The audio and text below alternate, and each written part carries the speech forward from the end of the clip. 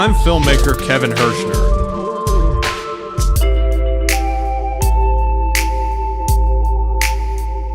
And I'm music producer Chris Sangster.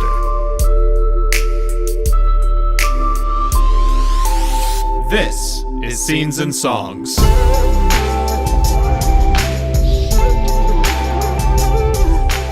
Welcome. I'm Kevin Hirschner, and you're watching the first ever episode of Scenes and Songs, the show that dissects outstanding movie and music pairings. And I'm Chris Sangster. Each episode, we pick one scene and one song to break down for you. On this episode, we're talking about Back to the Future. You know, we went back and forth about what movies we would want to feature on this first season of Scenes and Songs, and we just kept coming back to the Future. I think because not only does music play such an integral role in the scene that we selected, but the entire movie, music is such a major factor. And that scene that we're going to be talking about today features the song The Power of Love. That's right. The Power of Love by Huey Lewis and the News was actually written for Back to the Future and specifically for this scene that we're going to break down for you. It's a wonderful, wonderful pairing. And now we're going to head over to the screening room so Kevin can tell you all about the movie. Robert Zemeckis' Back to the Future was released on July 3rd, 1985. The action comedy about a teenager who goes back in time and accidentally prevents his parents from falling in love was an immediate smash hit. The highest grossing film of 1985, 96% on Rotten Tomatoes, 4 Academy Award nominations. Since its release, the film has spawned 2 sequels, multiple theme park attractions, a mountain of merchandise, and countless references in the pop culture lexicon. It has cemented itself as canon in the sci-fi fantasy blockbuster genre.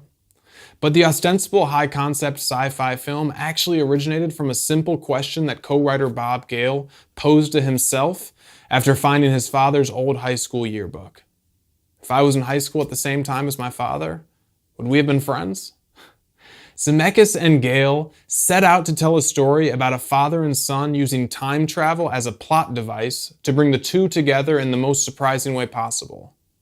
Back to the Future is not about time travel, it's about the relationship between a son and his parents.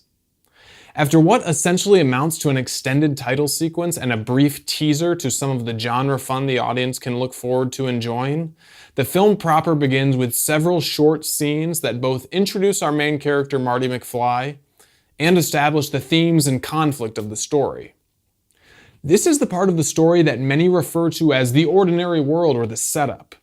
The general idea is that this portion of the story must introduce a character who is comfortable but yearns for something greater, but must overcome insurmountable odds in order to achieve this goal. In its most basic terms, a main character who wants something, but there's an obstacle.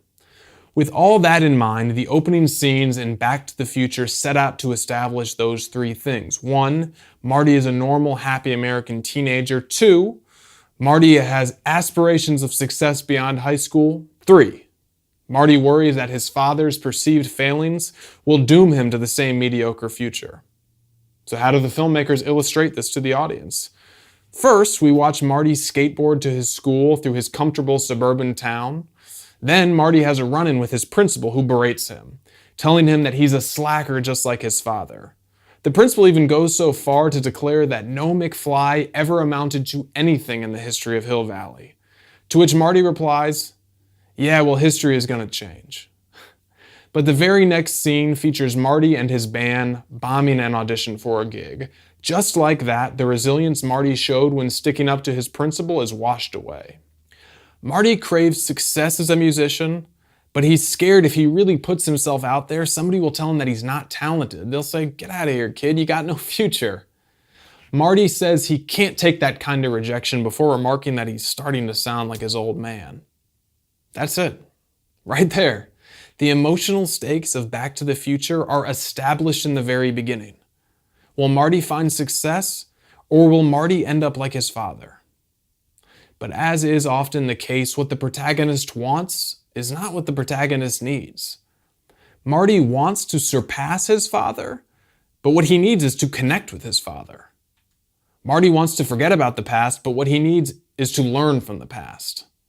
Now, Marty's girlfriend attempts to explain this to Marty in her own words during this scene, But we wouldn't have much of a story if our main character learned this lesson in the first 10 minutes. So Marty ignores his girlfriend's reasoned advice, and we're able to witness the beginning of Marty's journey. A journey that will eventually see Marty bridge the gap between his parents and himself. This is why, for this scene, the filmmakers commissioned a song that would bridge the gap between the 1980s and the 1950s, between parent and child, and between what Marty wants and what Marty needs. Now let's head over to the studio so Chris can break down the song for you. The song in this scene is The Power of Love by Huey Lewis and the News. It was written by Huey Lewis, Chris Hayes, and Johnny Cola. It was produced by the band and mixed by giant of 80s radio rock Bob Clearmountain. It was the first Billboard #1 hit for Huey Lewis and the News, earning them a Grammy and Academy Award nomination in the process. But it was actually Alan Silvestri, the film's score composer, who recommended the band to the filmmakers. He heard that they were looking for a band who could be Marty McFly's favorite band, and he thought this hip new band called Huey Lewis and the News would be perfect for the guitar-slinging, girl-loving Marty. And I think he was absolutely right. The reason that I think they were the perfect choice is because Huey Lewis, more than any other band of the era, blends modern and vintage elements in almost all of their music. They have this new but familiar feel to their songs that is probably best encapsulated in The Power of Love. And it starts right at the top of the song with the most famous of all 80s synthesizers, the Yamaha DX7. It creates that big brass stab right at the beginning of the song that sounds like this. It's really a quintessential 80s sound made from a quintessential 80s synth. This is the synthesizer that's featured on records such as Hard Habit to Break by Chicago, Didn't We Almost Have It All by Whitney Houston, and of course Top Gun's two most famous songs, Take My Breath Away and Danger Zone. So you can see it really was the sound of the 1980s. And you couple that with what I think is the drum sound of the 1980s being the gated reverb, specifically on snare. So it sounds something like this.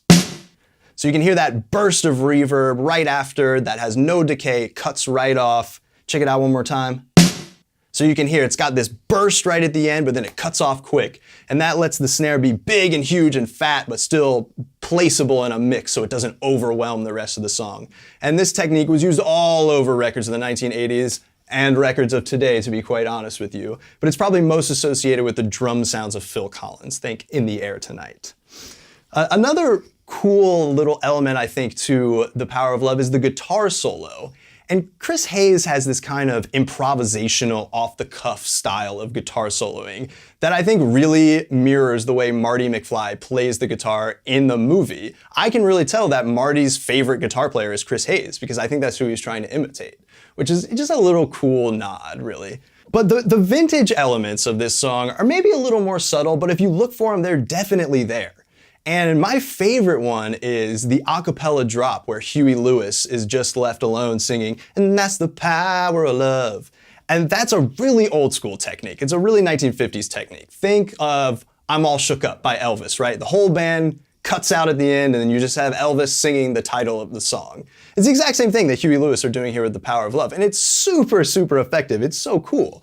And then you combine that with these funky soul grooves the guitars are playing in the verses and Lewis's kind of crooner in spandex style of singing. And it all combines to add this really interesting vintage style to the song as well.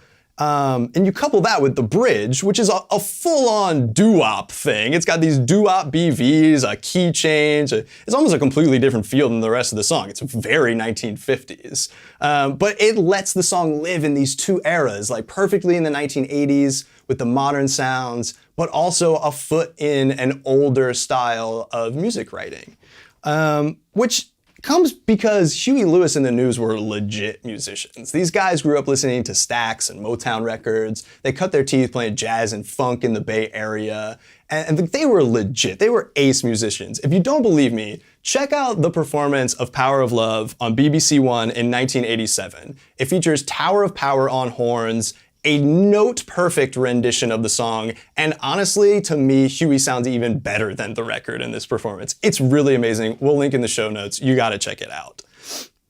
But for me, the real gem of this song is its lyrics. It might seem like this is just kind of a fun pop song for a summer blockbuster, but underneath that veneer is actually some really deep lyrics about the nature of love. Firstly, Huey sets up the dualistic nature of love in the verses with these lines: make a one man weep, make another man sing, tougher than diamonds, rich like cream, make a bad one good, make a wrong one right.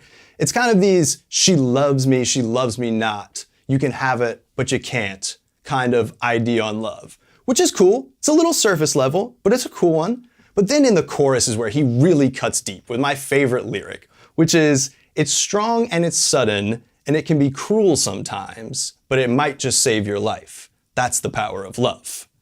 And that is a really beautiful lyrical comment on the dispassionate nature of love's grasp. You know, you really have no control over when you will fall in love or when someone will fall out of love with you. And it can be the worst thing that could ever happen to you, or it could actually literally save your life. And that's a really, really deep lyric for this fun 80s pop tune.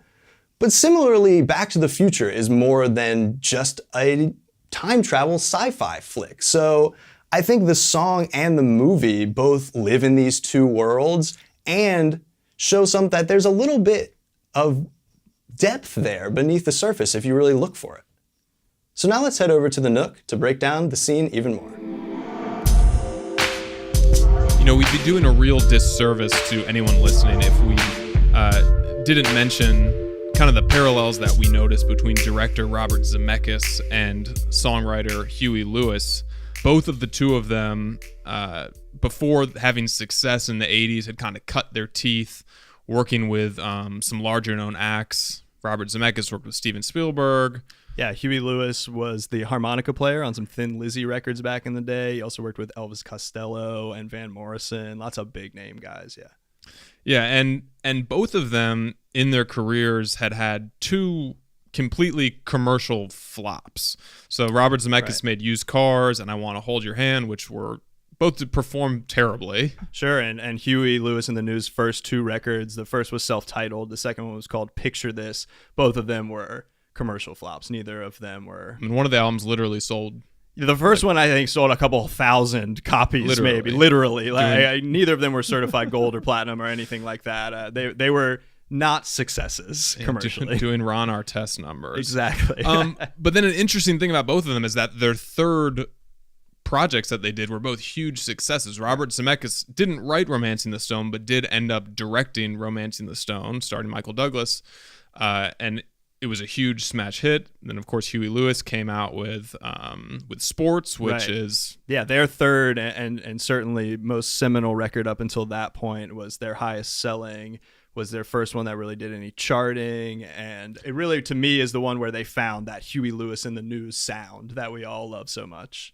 So both of them at the time of Back to the Future were kind of in this place where they had this creative control. Sure, yeah, for the first time in their careers. Yeah, and you know, I thought when we were doing a lot of research, I thought it was really interesting that Robert Zemeckis and screenwriter Bob Gale had been trying to get Back to the Future made for years. Before he made Romancing the Stone, they were trying to make this movie, and nobody wanted to make it. Nobody was interested. They didn't think it was going to be anything successful, and then, you know, of course, you get a hit movie, and then your ideas are a lot better, of course. And the other kind of parallel that we kept kind of laughing about going back and forth at that is that they're both kind of this dad rock mentality. Definitely, they're kind of both kind of cheesy, dad rocky, wholesome, if you will, and not I think cool to artist types. But in 1985, perfectly fit the cultural moment. Both of those, the styles of both of these people just kind of coalesced and fit that cultural moment so perfectly. They're both dangerous, but not too dangerous. Exactly. Yeah, they're dangerous in a safe way. Yes, it's yeah, but I mean, for whatever reason at that time in their careers and in their lives and in the culture, they just really, really matched up. But we're not here to talk about their careers, which we could do an entire podcast about either of their careers. We're here to talk about the scene and the song. So Chris is going to walk us through the genius of how they literally aligned and synced up the song and the scene. Yeah, the editing is really fantastic on this scene, and the way what you see on screen matches up so perfectly with what you're hearing in the music. We start off, the scene is when Marty comes to the doc's house and all the clocks have been set back by 25 minutes, right? And so Marty is talking to the doc and learns that he is late for school. And so right on that line, "Damn, I'm late for school," is right when we start The Power of Love. So the phone hangs up right on the beat after one, right on the and after one, after the song starts, and then we're out of the studio. Marty kicks open the gate in front of Doc's studio. It's right on beat. It's almost like he's dancing, like he's doing a big like kick dance almost thing. And then that little part in the song, that breath where he goes, ah, right before the verse starts, is right when Marty gets on his skateboard to skate away, and then he carves out of the parking lot around the Burger King on Victory Boulevard in Burbank. and it's right as Huey Lewis launches into verse 1. So it mirrors Marty's venturing off on his journey, the journey that will take him back in time and through this whole film. And it's all that first, it's only 8 bars of music, really, is maybe 10 to 20 seconds, but everything just syncs up so perfectly, and you're just there, you're in it, you're ready to go, you're ready to see what this kid is about to experience. And furthermore, the song just fits the moment and the character. It just feels like literally a fun song to skate to, right, on a beautiful sunny day. I mean, it really could be. I mean, he's wearing headphones in it, and he might as well be listening to that song in the headphones. They Absolutely. said when they were talking about picking the music, they wanted to pick the guy who would be Marty McFly's favorite band. Band. Exactly. So and he very well could be listening to Huey Lewis here. Oh yeah, 100%. And even Michael J. Fox said he related pretty easily with the character because at that time in his life, all he cared about were girls and skateboards and guitars, which right. Like many teenage boys. Yeah, exactly. That scene kind of sets that up perfectly. Right. We see him skate right by the aerobics class, right? And wave inside and flirt with the girls and do that thing that teenage boys do, right?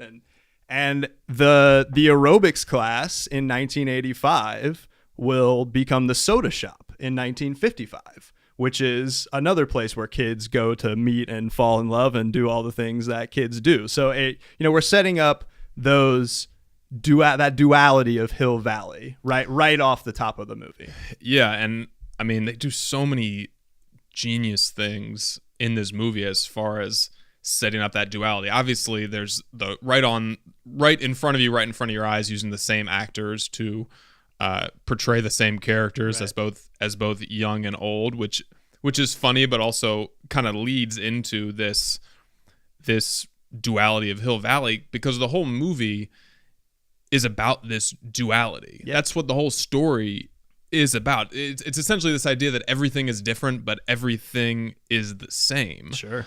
Marty in the beginning, he thinks he's just completely different, doesn't have anything at all in common with his parents. His parents. Right. And Marty has that line to Jennifer in the scene where he makes the joke about his mom that I think the woman was born a nun. Great line. Which of course sets it up later when you see that she's just a normal teenager. Exactly. That is interested in boys and drinking and smoking and doing all these things that Marty can't imagine that his mother would have done, right? Which I think we all kind of have that moment as kids where we don't imagine our parents were ever real people. Certainly not teenagers. That had lives that didn't revolve around us. Absolutely. And I think they just capture that so well, and they do it in a way that you don't even realize it, that they're setting up this duality. And when we were doing some research on the story, we heard an anecdote from Bob Gale, the screenwriter, along with Robert Zemeckis. They wrote the screenplay together, that they said that in the process of writing the script, they literally had note cards, and they would say to themselves, hey, we want Marty to invent skateboarding in 1955. So they put that on one note card. Then they said, well, we have to show that he skateboards in 1985. Right. So they'd put that on a note card. And they kind of set up these two sides of all of these things are going to happen throughout the film, right? Because another one that I thought was really cool was early on they were obsessed with this idea that Marty would invent rock and roll. That was one of the first things they decided about the character, was that they wanted him to invent rock and roll. And so the B-side to that note card was that they had to show that Marty was a capable musician in 1985. So we got the audition scene, which is part of our scene, where Marty goes and his band is rejected, basically. Give me your hot take on Marty McFly. 17-year-old 1985 Marty McFly is a musician. I personally think Marty McFly is an ace musician for a 17-year-old kid in 1985. As I mentioned in my segment, I think Chris Hayes, the guitar player of Huey Lewis in the News, is Marty McFly's favorite guitar player, because I think he emulates his style pretty well in the film, actually. But if I was 17 and I jammed with Marty McFly, I would have been super impressed and feeling like I was an inferior musician to him. So I think Marty's actually really, really good. Yep. We love Marty as a musician. Yeah, absolutely. Yeah. It's a shame he never made it. He never broke out. I know. I would love a Marty McFly EP, but I suppose the world will never know. Of course, though, we talk about this duality and how they set it up. The most important part of the whole story and the most important part of the scene that they have to set up is that we need to show that Marty is going to save his family. Right. And so by the end of the story, he saves his family. So there's that note card. So there has to be that note card in the beginning that shows his family needs saving, or he has some kind of tension, or conflict or something. Family, right? Yeah. Which they do perfectly. It seems like a totally believable, reasonable scene between him and his girlfriend complaining about his parents. I think every teenager. Right. This is after the audition has gone poorly. They're leaving school. They're walking through the parking lot together, and Marty's bemoaning that he'll never make it. He doesn't think that his music is that good, and all of these things that are pretty negative in Marty's head right now. Yeah, but I think it's no coincidence that even after he rants and bemoans about his parents, that the very last line we hear of The Power of Love in Back to the Future is your favorite lyric in the song. Sure, yeah, it's strong and it's sudden, and it can be cruel sometimes, but it might just save your life. And that is the last line we hear before Marty goes into his house and we meet actually meet his family for the first time. Yeah, and we see that there's something to be saved. Yeah, we need saving. Yeah. And the issue is that Marty's father is a butthead. And his mother is a drunk. Yeah. But the other part of the scene that I always thought was great is that it brings the song an instrumental. It's played several times already, and then it comes out, and then it brings it an instrumental. And then Jennifer writes her phone number down on the piece of paper. That's right.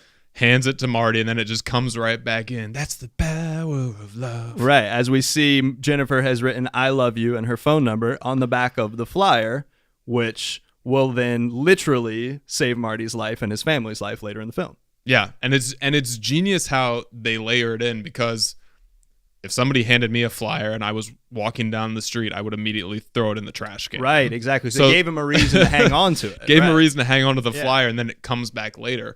And, this script it was nominated for an Academy Award for Best Screenplay. It's been lauded as this Swiss watch of a screenplay. Sure, where everything is just perfectly in time and put together. And they did so many fun, cool little Easter eggs. A million. We each took down our top 5. We could do 20 minutes on all of the Easter eggs, but we're going to give you our top 5. The countdown may begin. 5. So number 5 for me is that the sidewalk in Hill Valley Town Square is shaped like the flux capacitor. So good. 4. Marty tells George to meet him at the Enchantment Under the Sea dance at 8:55 p.m., which, that's of course, right.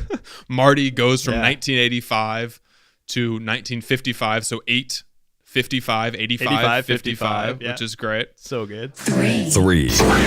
This one, I don't know if it's an Easter egg, but makes me laugh that Biff Tannen was named after an executive at Universal named Ned Tannen, who apparently was mean to Robert Zemeckis and Bob Gale on a meeting for the film I Want to Hold Your Hand. Apparently, he even accused them of being anti-Semitic. Bob Gale is Jewish.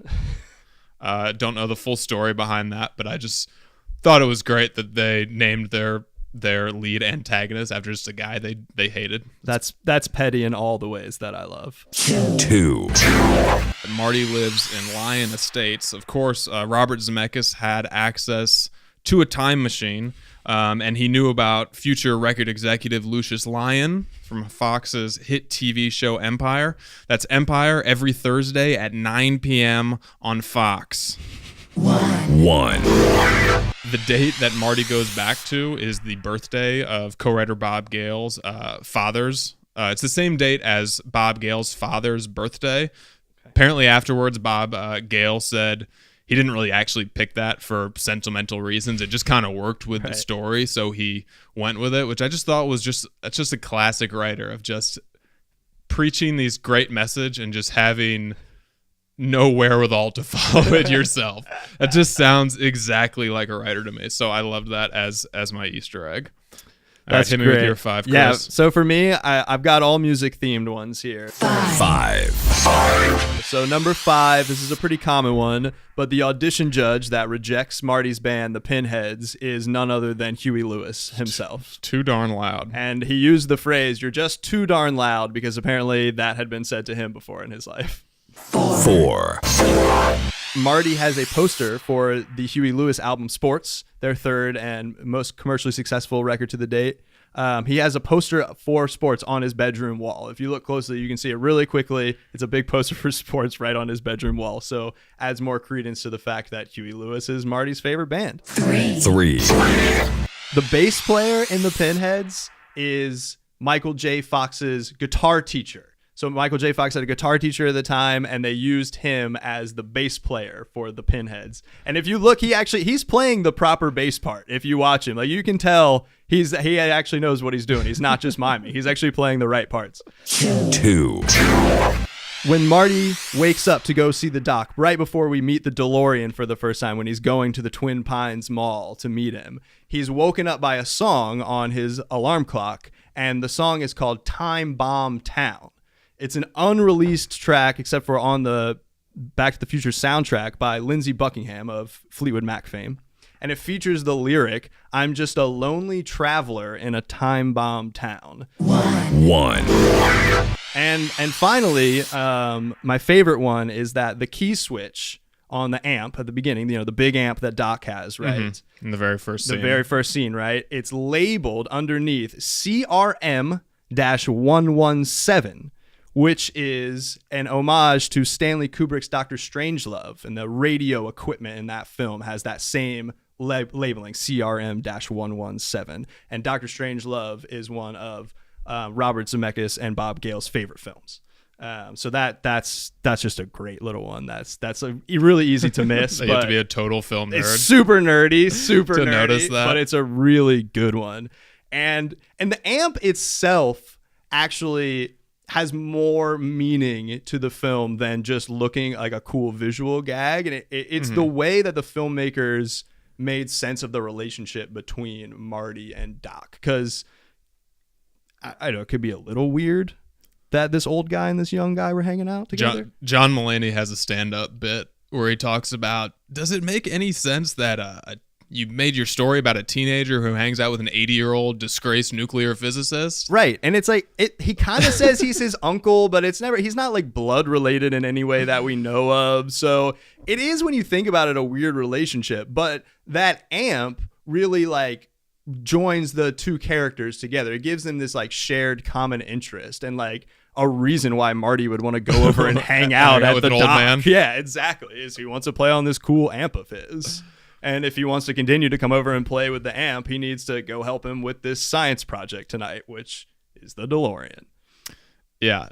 I mean, it is a good explanation. I mean, I know that was a last minute addition to do that scene. Yeah. Right. Because they wanted to make sense of that, but it just works so perfectly that the first time we see Marty McFly, he's trying his best to be this, real rock and roll guitar player. Oh, it doesn't go well for him. He's got the shades on. Completely blows the amp on. Right. His first line is that, "Whoa, rock and roll." Right after he's been blown on his backside. But I think it just adds that layer, just that focus of why this story is so great and specific, and it just adds up to me of why Marty McFly had to be a musician. He couldn't have been a football player. Right. He couldn't have been a kid who was into science and was looking for success. Because, at the end of the day, it's a kid who wants to be successful. Right. Yeah.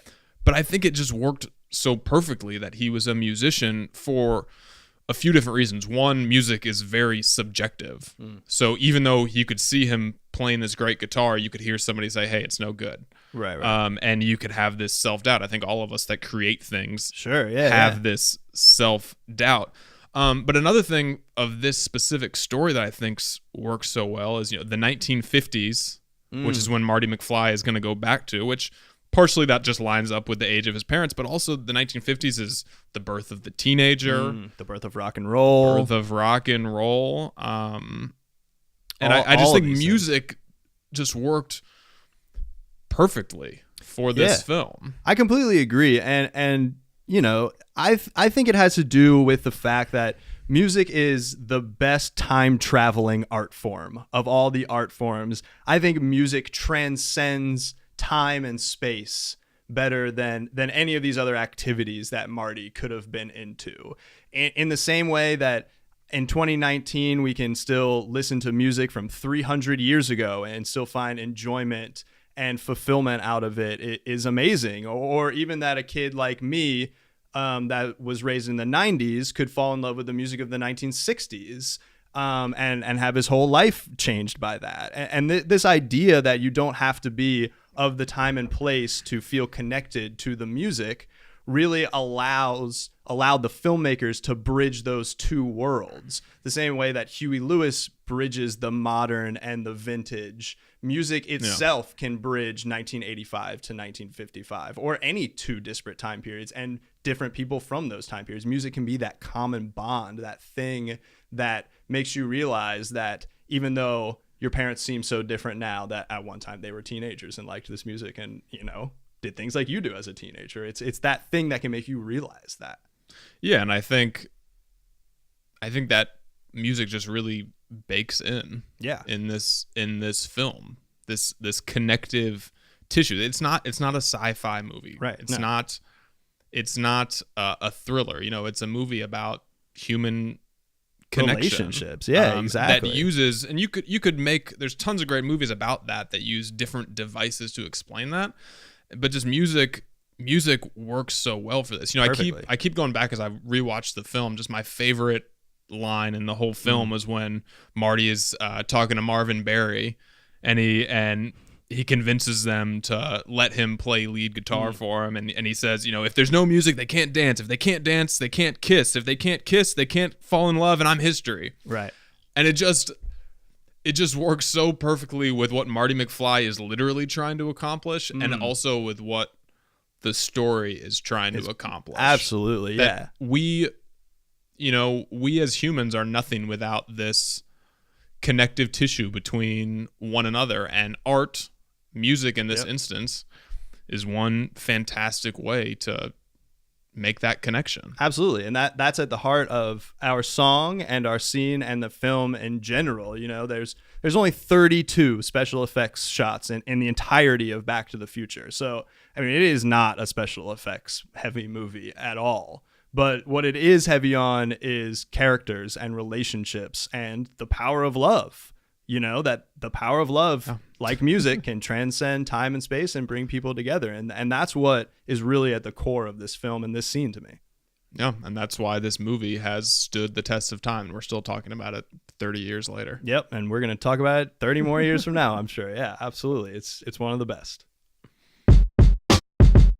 Thanks for tuning into this episode of Scenes and Songs. Follow us on Instagram and Twitter at Scenes and Songs. Subscribe on YouTube, like on Facebook, or for audio only, subscribe wherever podcasts are sold. To get in contact with us, please send us an email at scenes_songs@gmail.com. That's scenes, AMPERSAND, songs@gmail.com. Check out our next episode where we break down Ryan Coogler's Creed featuring the song Lord Knows by Meek Mill.